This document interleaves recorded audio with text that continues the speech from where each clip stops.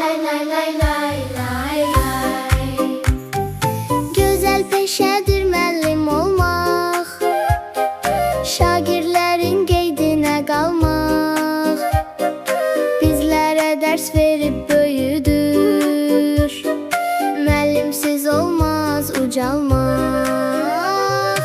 Ata-ana kəlməsin, əlifbanın hər səsin, hərflərin cərgəsin, müəllim öyrədir bizə. Danışmağı, yazmağı öyrədir bizə müəllim, nümunəvi olmağı öyrədir bizə müəllim.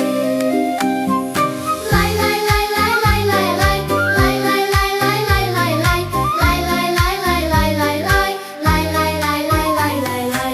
Bir söz deyərsə bir müəllim, sözlərini dinləsə hər kim, müəllim ona qayğı göstərər, edər ona ən gözəl təlim.